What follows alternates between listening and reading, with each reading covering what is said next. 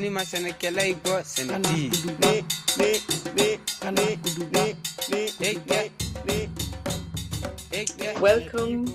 everyone to this interview for our summit on, I'm still going to call it system composting, although we have a new name, but I like the idea of that, changing the system from a very natural perspective. And very happy to have Winston Lau with me in this interview. And I'm going to let him introduce himself more, but I just want to say that he's a traveler, not only, but also a traveler, and maybe more than a traveler, an explorer of the inner landscape, different landscapes in the world, an artist creating, in my view, very deep activism and that connection between the inner and the outer and how they interact with each other. So without further ado, I would like to let you introduce yourself and just say, what do you feel that you, in this moment, what would you like people to know about your journey and the place you are in right now? It's interesting because I think recently I feel like I want to strip off of all this identity I've been putting on myself. You know, I've been living this life as an artist for, I don't know, last decade or so, or, you know, having this artist lifestyle, or, you know, a traveler or this or that. And I feel like recently I feel like I want to be nobody. Like I want to experience life as just whatever comes, I just experience it. It's not because I'm an artist, I should respond this way. Because I am a traveler, I should respond that way. It's more that I'm a person and I respond this way. And my intuition comes and I respond that way, not because of any identity I've given myself. So, but I'm also more aware of what I'm interested in. You know, I'm interested in art and creativity. That will always be a part of me, but I don't necessarily have to live a certain lifestyle to be an artist. So, so I guess I am now just a person experiencing life. And these days I'm in Kenya. I'm with an NGO, a community where we do a reforestation there. So doing a lot of planting.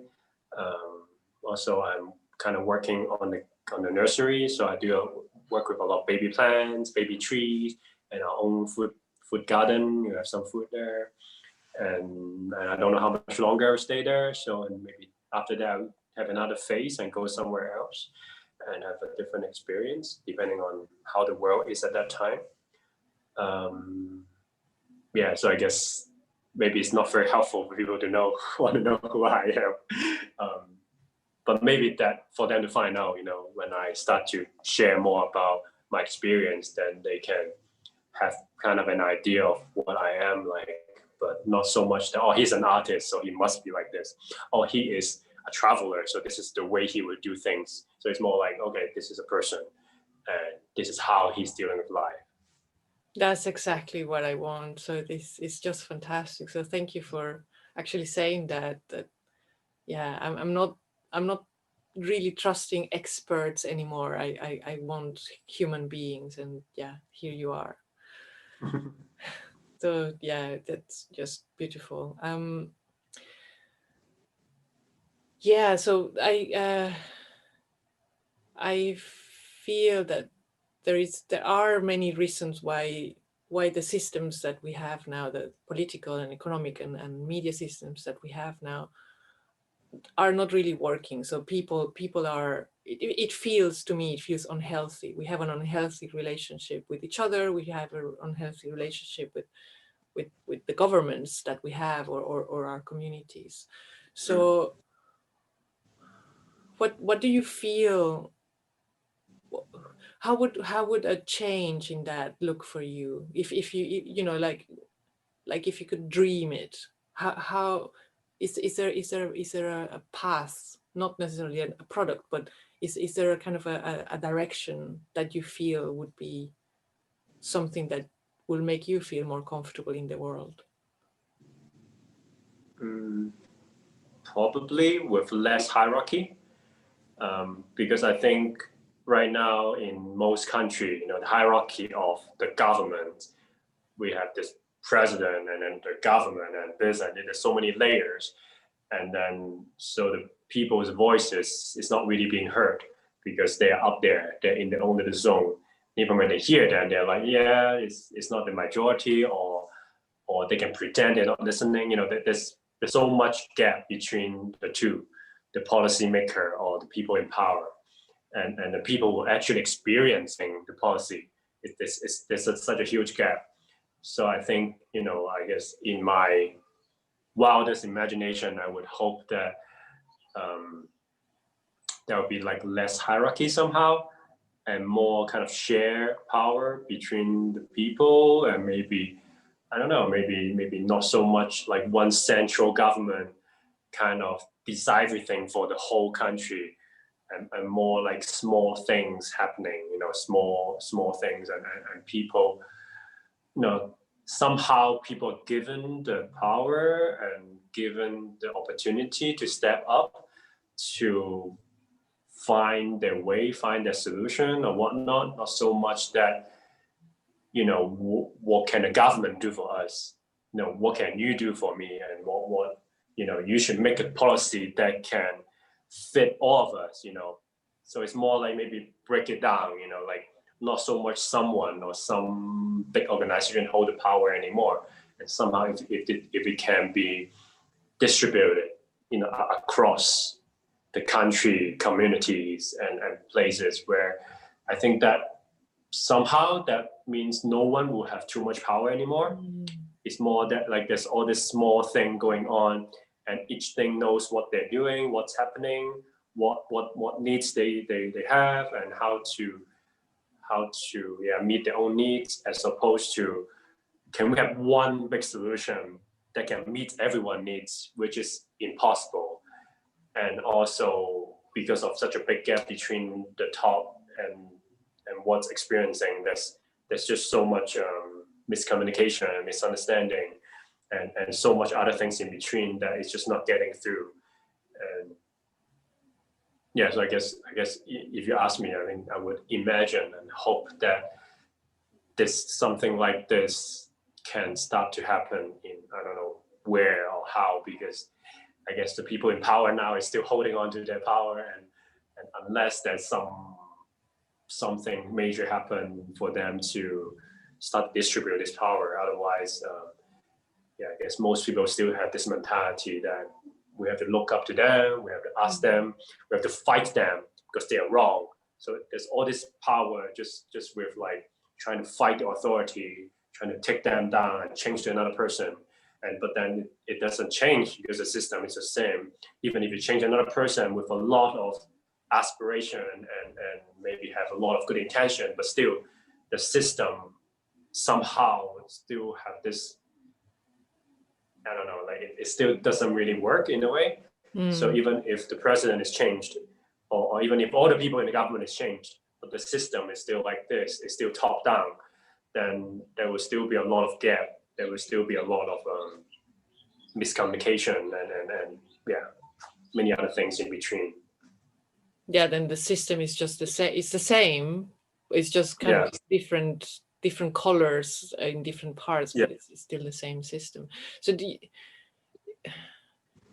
I love that idea of distributing power, or power, not even power, but decision making, or responsibility as well. So great power comes with great responsibility. So it's that also implies that people have to have that, I don't know if I want to say the word maturity, but be in a certain connection with themselves and the environment that allows them for them to take responsibility. So do you have, is there a way that you think we can invite that change for people to actually feel, okay, I want to do this. I want to take responsibility for my life? I'm not sure, because I always believe that we can kind of share but when people are not ready, they are just they won't be able to digest it. They won't be able to listen. But of course, right now, because of so much happening in the world, which create more opening. So I feel like if there is more platform or more things to introduce this kind of things to them, then maybe because they see the world collapsing, they see so many things not working, then maybe they will start also be curious. Maybe they will start to be a little bit more ready to be curious that there are other alternatives for them.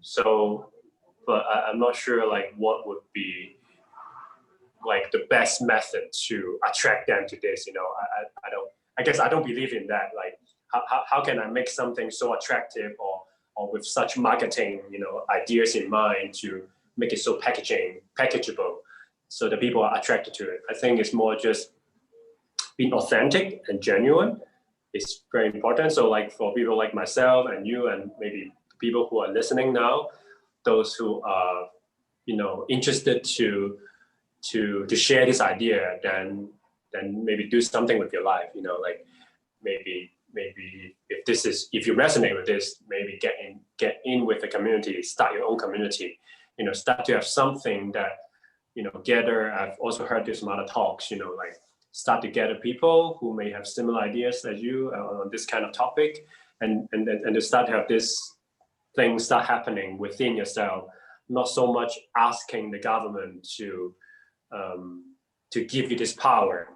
I think it's like the government can still do their thing, but maybe the people can start to have this. So once that system somehow start to collapse, that means this thing is already going on.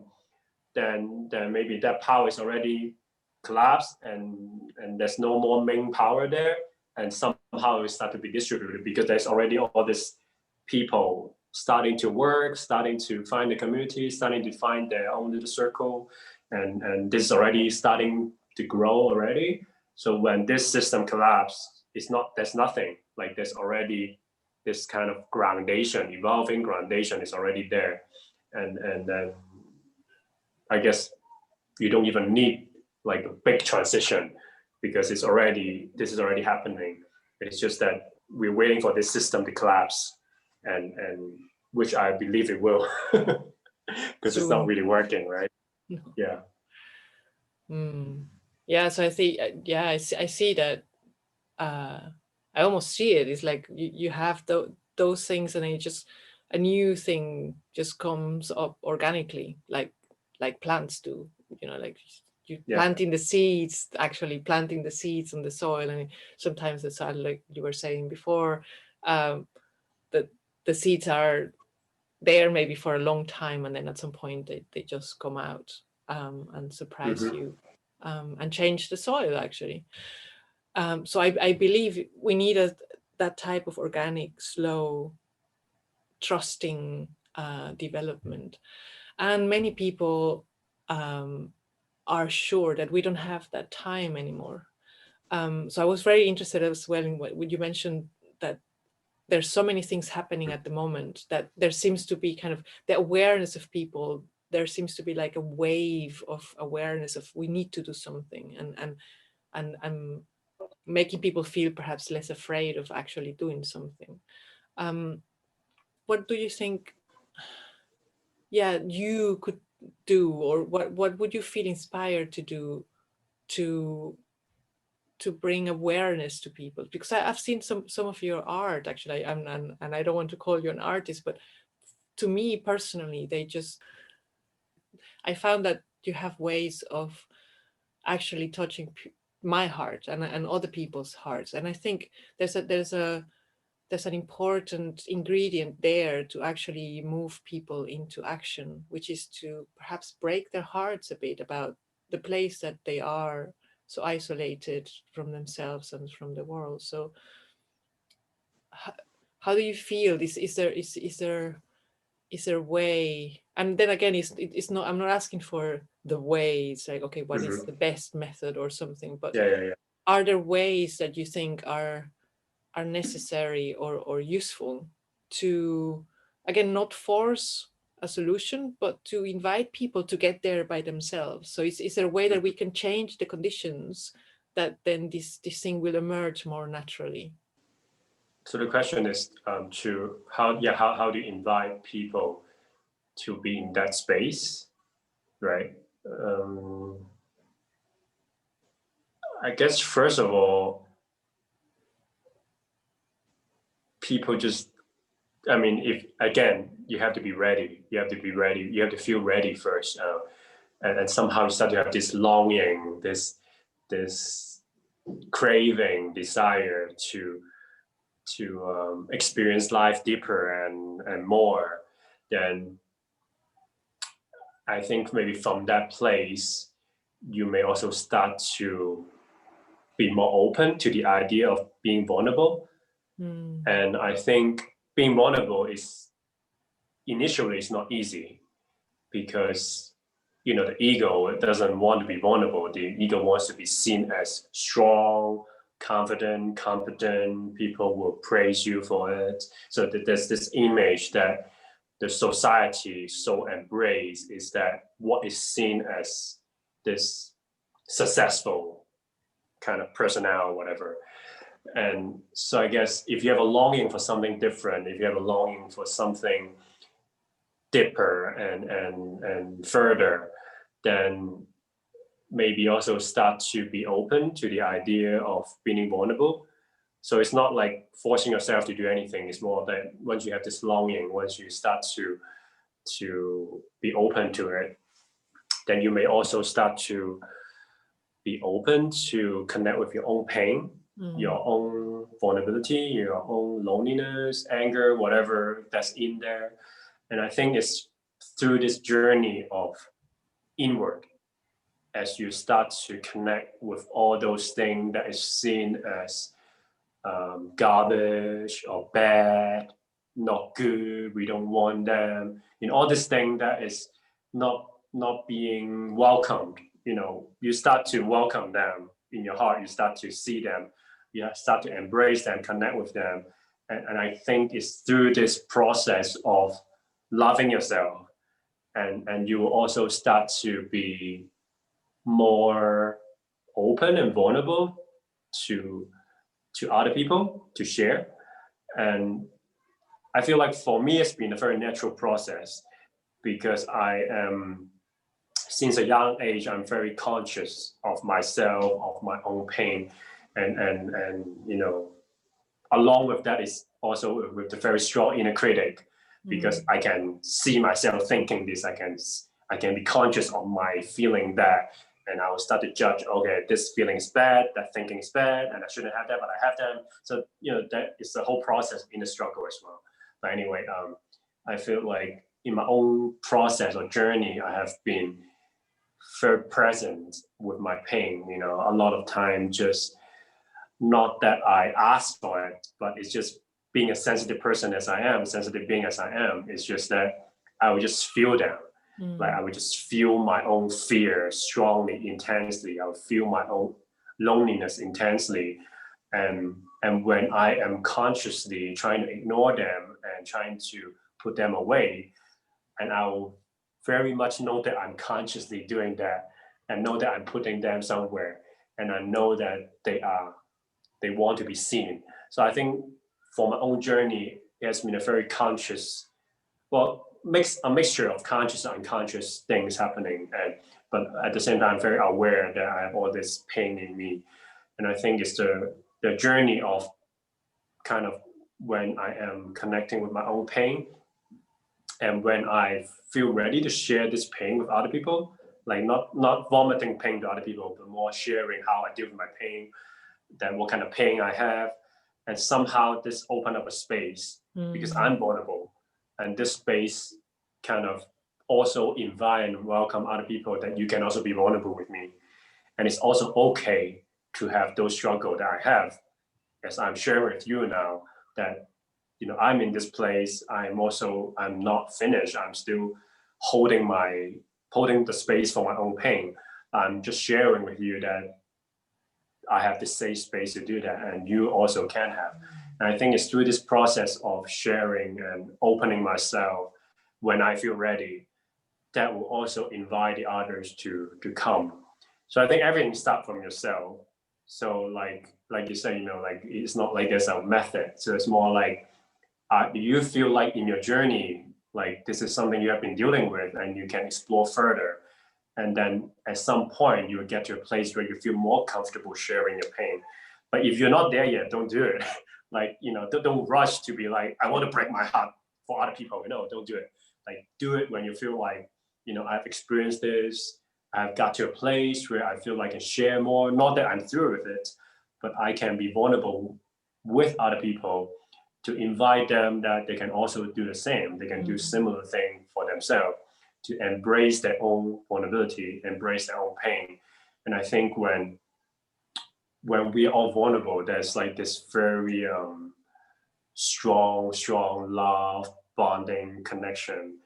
And I think maybe this is what we share, like when I share my pain with you, when you share your pain with me, like we have this like very, it's hard to describe. It's just a connection is built because we trust each other.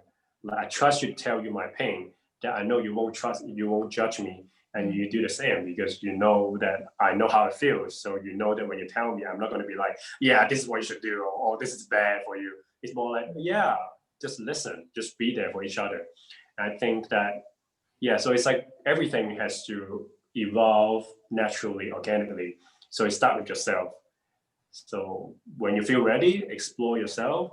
When you feel ready, that you are at some point in your journey, you feel ready to share, then share. And I think as you share with the people that you feel like want to hear, then they will also do likewise. So I think all this thing is very intuitive. Like it's hard to say who you to talk to, who you should share with, which is the right people to talk to. It's I don't know. I mean, it's very intuitive. Like you just know, like certain people will be more open to such things. Some people will be very resistant. They will tell you that pain is bad, so don't tell me your pain, or I won't tell you my pain as well because I'm not there. All I want is to cut pain away from my life, as opposed to explore my pain, as opposed to embrace my pain, as opposed to connecting with your pain. So there are people just have different way of doing things. So not everyone is open to this idea of vulnerability, but those who are will feel very glad to share this space with you because like you and I, when we share this vulnerability with each other, it's a beautiful space that we create for each other because we feel safe that we are not being judged by each other. We're not being judged by myself, not by you. And I think this is a space I guess we all need to have. But it needs time, it needs intuition, it needs to be aware and conscious of where you're at and not force anything to happen. Like nothing should ever be forced. Yeah. When you're not ready to explore your pain, then don't. then maybe keep ignoring it until you feel ready. It's there's no like right or wrong. Like you should explore your pain now and get to the bottom of it. No, it's like I'm not ready. I still need to indulge in my illusion. Then indulge in an illusion. It's okay. Yeah. Yeah, and I think for me, that issue of safety that you mentioned, that comes actually when you are, and that's brilliant, that safety can be created by sharing your own vulnerability. It's just beautiful and deep. And yeah, but this idea of creating a safe place so that people can even if they are not ready yet, just to have that seed or that possibility, because in my experience, a lot of people are perhaps ready, but they don't know it. They don't know that there is a different story even. So yeah, so that are, I think, part of the success of the system that we have is that it's very good at selling us a story as well. So it's like we have this, like you're saying, pain is wrong and feeling content is good, happiness is good, pain is bad. And it's very,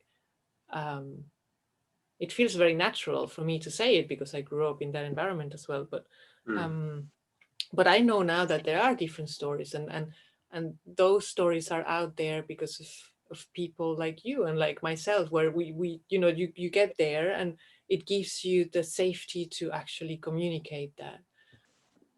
I think there's a lot of power in those stories that we tell, because they open the possibility for people to explore themselves. Mhm. Um, is there something that you think that nature is offering us in that sense of vulnerability as well? It's interesting because you can say that nature is, it can be very vulnerable because, you know, you just step on it, you just use your finger, you can kill one ant, and you just pull the grass and you kill the grass. But at the same time, it's very strong. Mm, So it's like it doesn't mind dying, it doesn't mind being broken, it will regrow. So I think it's like that word we always use, resilient, right? So it's like, because nature is not um, it's not an entity like us. We have emotions. I'm not sure. I mean, people do say some plants have emotions, and maybe, but I guess not in the intensity that we have. You know, mm, as human being, like we have intense like anger and intense sadness, loneliness, and I guess with plants, it's probably not at that extent. You know, like I guess at least I haven't felt that when I'm in nature. I never felt any plants or any trees have intense like anger or sadness or loneliness.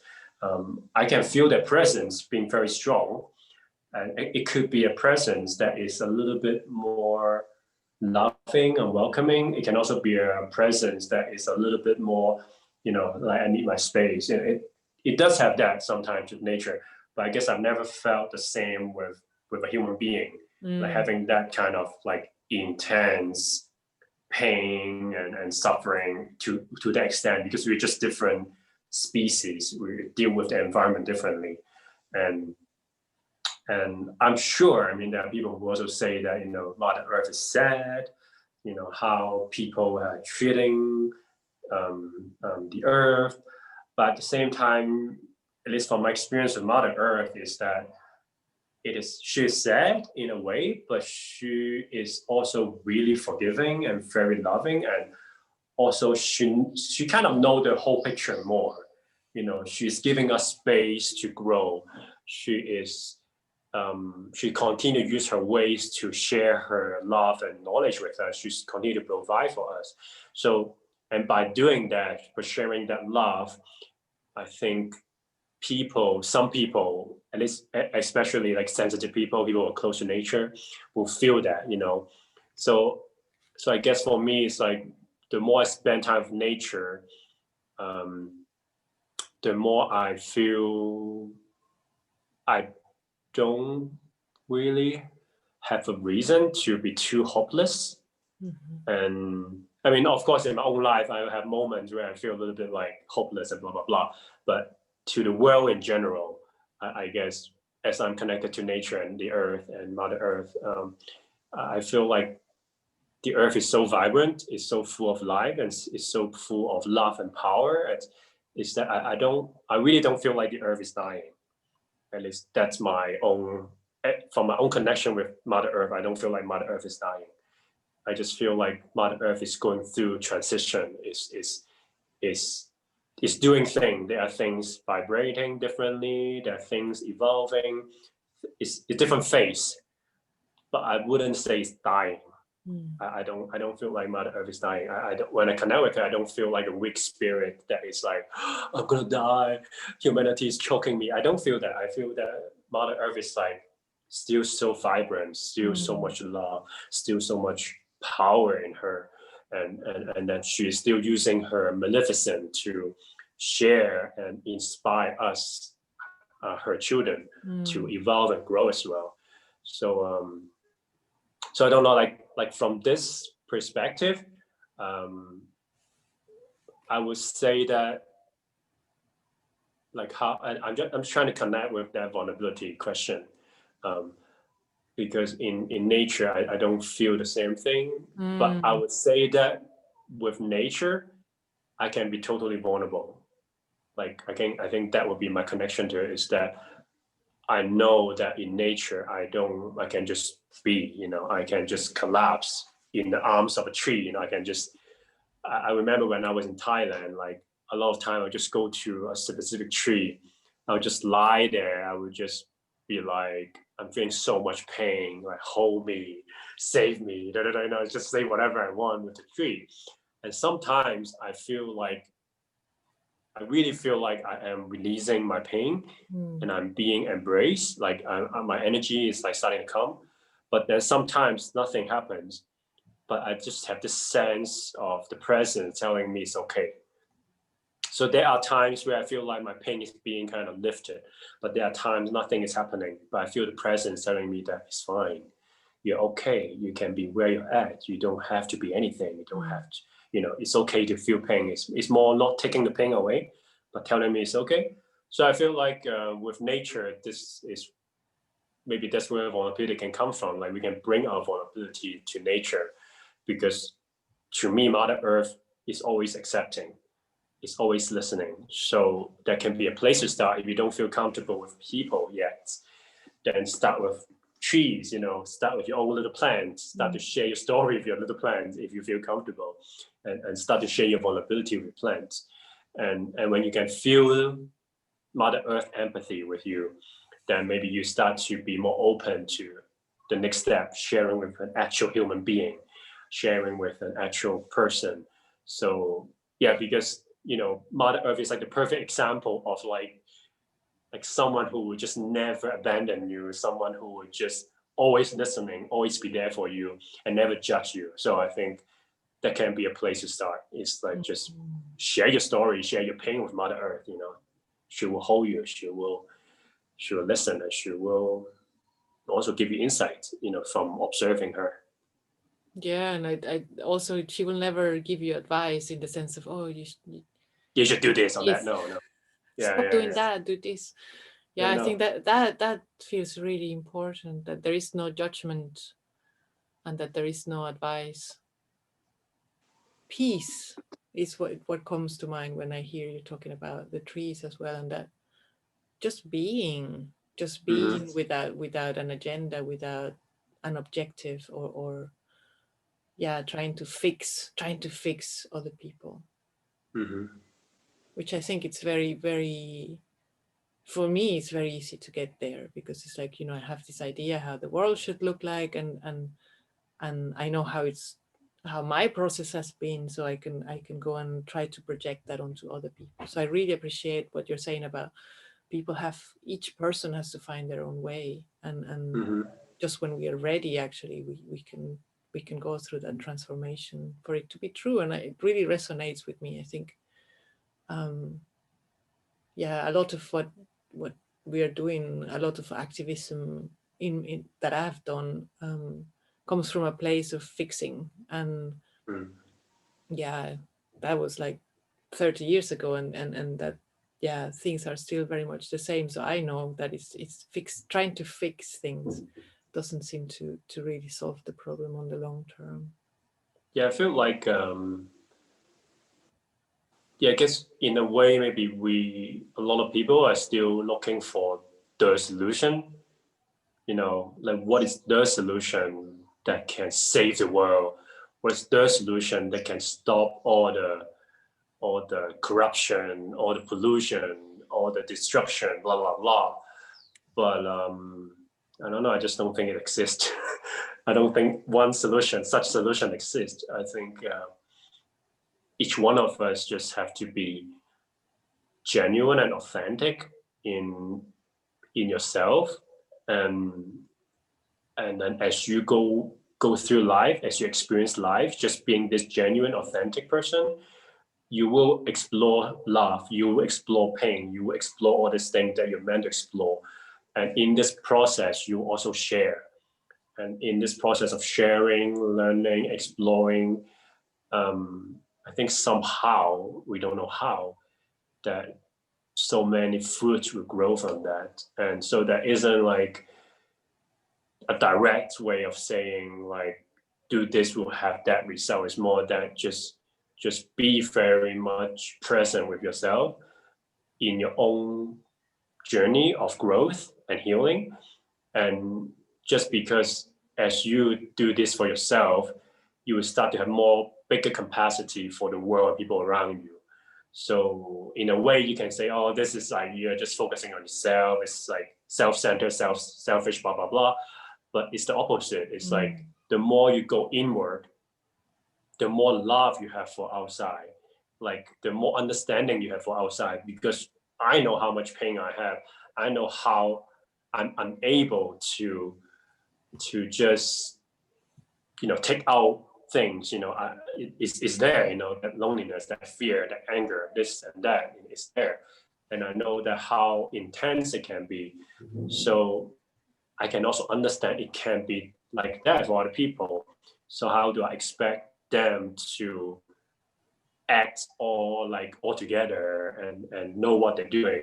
If I don't know what I'm doing, if I'm still exploring and healing in my journey, I have a bigger capacity for other people who are also on the journey that they don't know what they're doing. I don't know what I'm doing, but because we are just being genuine and authentic, and also I guess that also bring in the trust. I trust that the universe, life, there's something is going on that we don't fully know yet. But as you're trusting it and you continue to follow your own calling and your own desire and heart, and to live out yourself authentically and genuinely, somehow this interweaving of life will bring you to a place where you can share more when you're ready. And so in a way, many of us are still preparing ourselves, but at the same time, as we're preparing, we're given opportunity to share. Yeah. So it's not like you have to be completely ready to do something. Like you are ongoing, like you are preparing yourself. An opportunity comes, you do it, you show up. An opportunity comes, you're ready, you step into it. If you're not ready, you bypass it, then it's okay. It's like, I guess, just being aware and continue to explore and experiment with your own life and just keep going. And also, I guess for me, this trust is very important, because underlying, I trust that the universe there's something bigger happening, going on, evolving, and that as I'm trusting the universe in the plan or whatever, then I know that I don't have to control everything. I don't have to know all the answer. I don't even have to know all the answer for myself, for my own pain. I just have to trust and keep doing what I'm doing, keep living what I'm living. And that is enough for now, for the present moment. I don't need, a lot more other knowledge or whatever, But if I feel desire to learn certain knowledge, then go for it, because this is what you feel like. But not so much that I feel obligated, like I need to learn this knowledge, otherwise I will never have this. I feel forced to learn this because of that. It's like you're forcing yourself to do things that you don't feel comfortable or you're not ready yet. But I feel like more and more I am allowing myself to just flow and do things when I can, and not do things when I cannot. And I guess there can be a lot of fear going into it too. It's like, oh, if everyone is like that, then nothing will ever happen in the world. But at the same time, I also don't think everyone will be like this, because we're all unique. But this is what works for me, and I'm sharing this is what works for me. And maybe there are other people who will find other ways, that unique way of dealing with their own life, and which is perfectly fine. And so, so I don't think everyone will be like this. And this is not what we're talking about. I think it's more about going back to that point of just being authentic and genuine for your own self, and then do that and live that. And that would, what looks for you looks very different for me. So it's not going to be the same. No, that's just beautiful. Thank you. I'm just dreaming now, if we are there, and not there, like somewhere. I really resonate with what you're saying, that the journey is never done. So it's not like I also come from a culture where you have to get ready, and then you can relate. You have to solve your inner problems, and then you can go and interact with people. And that's an illusion, I think, because it's never done. You always have something else to do inside, and things are changing. So I'm not the person I was yesterday, so I have new challenges and new work. But just imagining, like say, coming together to a circle, or to in a community to make a decision, or even globally to make a decision, and come with that authenticity, come with yourself, and with all our differences. I think that would be just, magic will happen. Magic as in we can really come up with the solution to anything, because we are there as ourselves, and we are there as what we need in that moment. If we can have that, if we can really get in touch with that process of becoming authentic. So it feels really powerful to have that happening. And I do feel that there is kind of a change where every person who goes through that process, or is going through that process, and has the courage to share it, it just it makes it a bit easier for the next person, because again, it's not like the new story is there already, so you start feeling it and resonating with it. So and I guess solution will look very different too, because I guess our idea of solution is we have a problem with a solution solved. And I guess it's not like this. It doesn't have to be like this. A solution is not just something that pick the problem away. It can be, I don't know, it can be more integrated. I don't know, it can be, like what you're saying earlier about compost, like it can be things being put together, and then after a while something will come out from it and it becomes nutritious. So it's not so much like there's a problem, there's a solution, solve it, done. It's not so much like this. Like this thing will still be there, but it becomes the nutrition for something to grow, So it's like a very different way of looking at problem and solution. Yeah, something, and also just being with it, not just seeing the problem as something bad necessarily. Like, again, going back to what you were saying before about this is wrong. I learned this is wrong. Having a problem is wrong. Having a conflict is wrong. We need to solve it. No, we need to, well, I don't know. That's how I feel. Yeah. Well, I'm just blown away with the possibility of people interacting like the way we do. I guess maybe this is why one of the most important things is just because there's been so much lies, right? Like we're so fed up with lies. So having someone or having yourself just being authentic and genuine, wanting to be is so precious, It's like no more lies. I don't have to pretend to be strong. I don't have to pretend to be anything. I can just show my vulnerability. I can just be real, that I'm not ready to do this. I'm not ready to do that. I'm not ready to step up. I'm not ready to go through the pain. Then be genuine and authentic about it. And as opposed to like pretending that you are that thing that you're not. And then the more you cover, the more it becomes twisted. And then you no longer know who you are anymore. And yeah, maybe the same with, I don't know, I guess, I'm not them, but I guess people in power, maybe they don't know who they are anymore because they have been fed with so many lies and things, and they have to keep twisting themselves to be an image that they think they should be in front of people, even though people don't like them. They're just bombarded by all these lies and complication. Then maybe they no longer know what it means to be authentic and genuine. And yeah, so yeah, how beautiful if they can be part of. Yeah, I would love to have a circle, or with people in power, and give them the safety to actually be vulnerable, because I can imagine like you say, I'm not one of them, but I can imagine that it's a very lonely place, and you become the lie if you're embedding in this system. Yeah.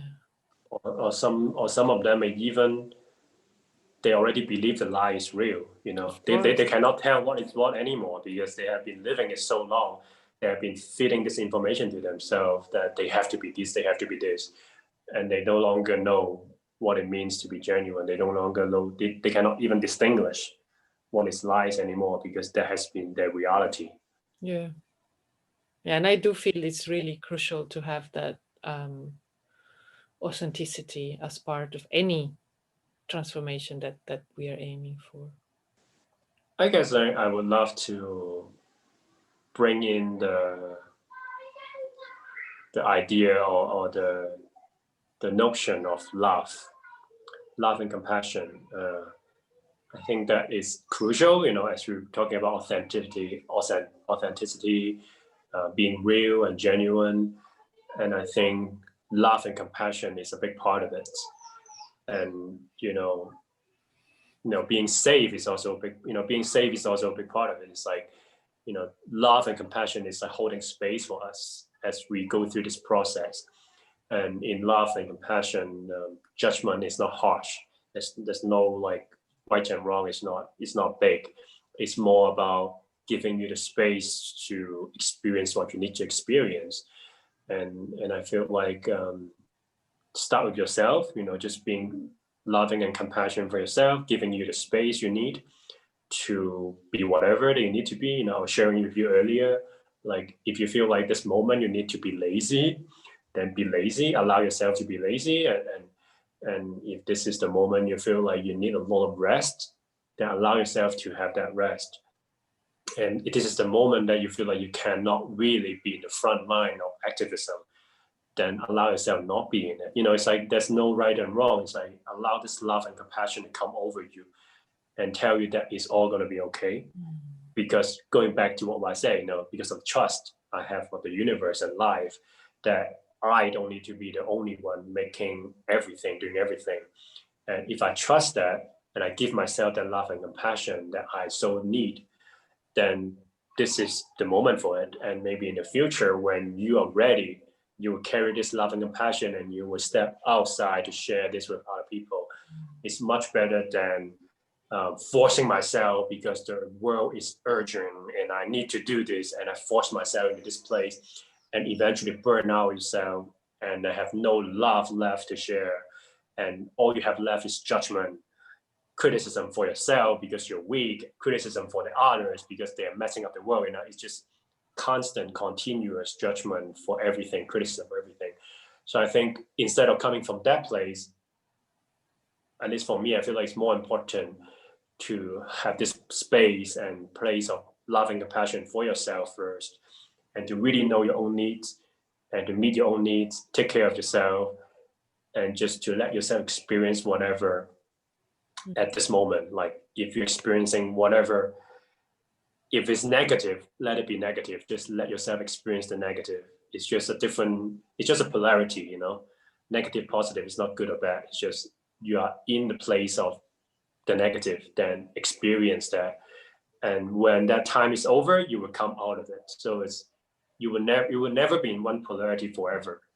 Like you will always, it's like a swing, like you will go back. So I think it's more important, going back to that place of love and compassion for yourself. And this love and compassion will not stay there. It will not just be yourself. It will not be a selfish thing, because love and compassion is this radiant thing. It starts from you. It will radiate. You will have more love and compassion for other people, but it cannot be something just outward and not yourself. It has to come from inside and it shine out to others. Wow. Thank you. I'm bathing in that right now. It's so beautiful. Thank you so much, Winston, for joining me from Kenya. How I can hear sometimes the sounds of life there. So this has been delicious. Thank you. Thank you. kuduba na kuduba kana bidi kana kana bidi kana kana ini masana kelai boss ni ko man finda